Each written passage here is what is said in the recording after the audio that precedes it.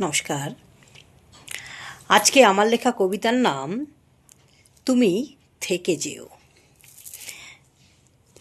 তুমি থেকে যেও যেমন করে জন্মদাগ থাকে কাছে।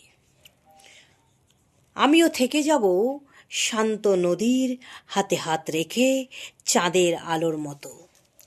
তুমি থেকে যেও যেভাবে গাছের শেকড় ধরে রাখে গাছকে।